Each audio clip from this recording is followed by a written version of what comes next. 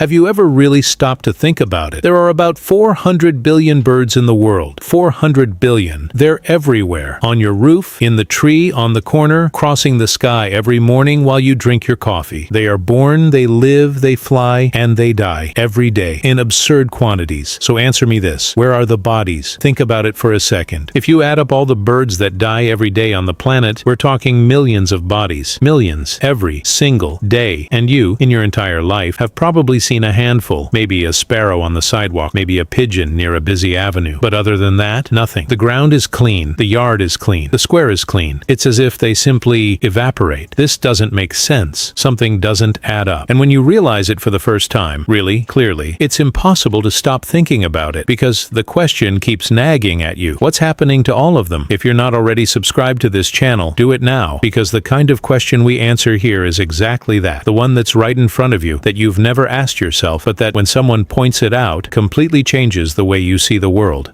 Subscribe and turn on notifications. Now let's continue. The first thing that comes to most people's minds is simple. They get eaten. And that's fine, it makes intuitive sense.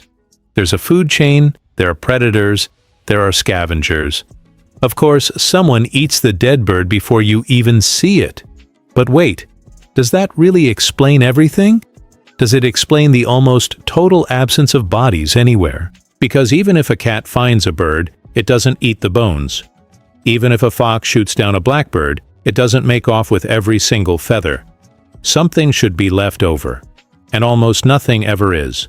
The second theory is that they die in hiding, that the birds instinctively move away when they are sick or weak and end up in places where you wouldn't look. Inside dense bushes, in roof crevices, deep in the undergrowth. There's a grain of truth to that, and we'll get to that, but it still doesn't explain everything. The third is the most vague. They simply disappear. And this one, curiously, is closer to reality than it seems. But not in the magical way the phrase suggests. The disappearance is real. The mechanism behind it is what nobody tells you. Let's start to dismantle this mystery layer by layer. And each layer you remove will make the world around you look a little different. The first piece of the puzzle is invisible predation. We're not just talking about large, dramatic predators, eagles, hawks, snakes. We're talking about a silent army that works 24 hours a day, 7 days a week, without stopping.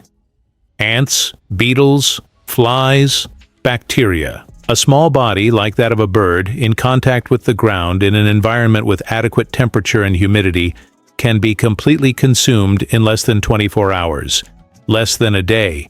You slept, you woke up, and what was there is no longer there. Practically nothing remains. No visible trace. Nature has a cleaning system that works with an efficiency that any logistics company in the world would envy, and it operates completely outside our field of vision. The second piece is even more interesting. Most birds die in places you'll never go. Think about the geography of the world for a second. Dense forests, tree canopies 20 meters high, remote islands, swamps, open fields miles from any road. These are the territories of birds, not sidewalks, not squares, not parking lots.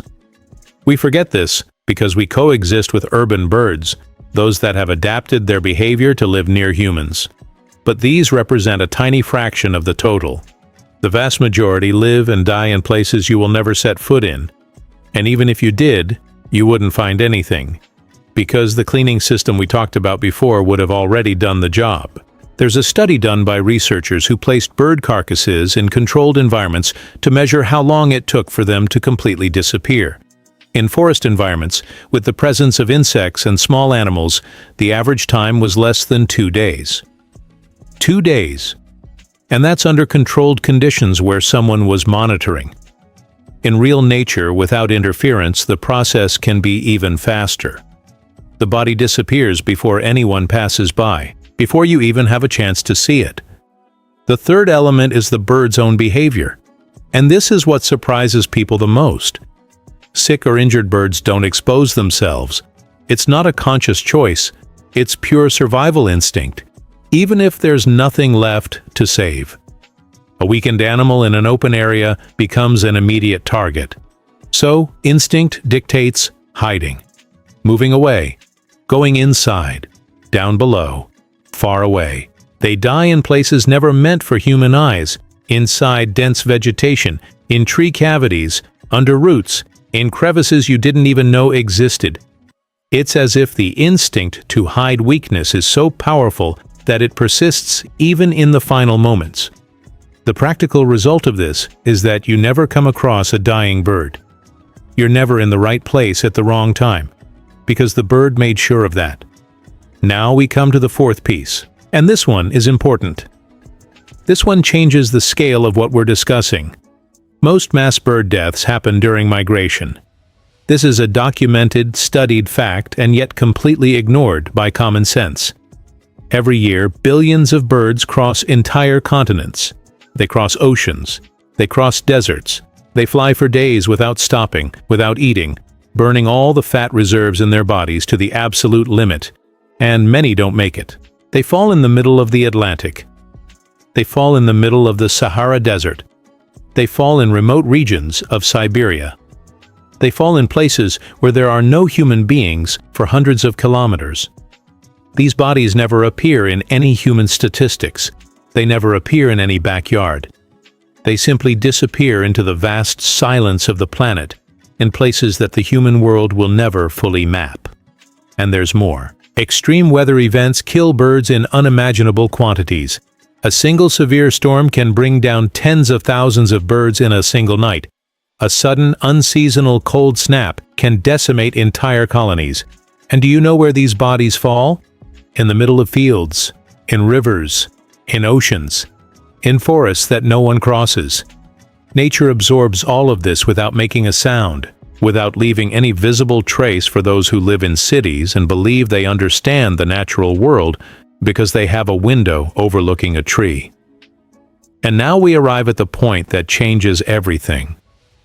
The moment when all the pieces fit together and you realize you weren't asking the wrong question. You were asking the right question, but without knowing the magnitude of the answer. Because the truth is this: you don't see dead birds because you weren't meant to see them. It's not a flaw in your vision. It's not a coincidence. It's not bad luck for never being in the right place. It's a system. An ancient, silent, invisible system that works with such absurd precision that it has gone millennia without anyone stopping to question it. Nature leaves no trace because it was never designed to. Every part of the process, the bird's instinct to hide, the speed of decomposers, the remote location of mass deaths, the brutality of migration, all converge to the same result. Total erasure. Systematic. Without exception. Think of any other large animal, a deer, a wild boar, a wolf. When they die in areas where humans roam, you find them. You see bones, you see feathers, fur, some kind of trace. Decomposition exists, but it's slower. The body is larger, harder to consume completely in a short time. Now think of a sparrow, a hummingbird, a goldfinch. The entire body fits in the palm of your hand. In less than a day, under normal natural conditions, it may no longer exist in any recognizable form. If this were any other medium to large-sized animal, you would see bodies everywhere. It would be impossible not to see them. But with birds, it's as if they are erased, as if nature had a specific, dedicated, relentless protocol just for them. And you know what's most disturbing about all this? This process is happening right now.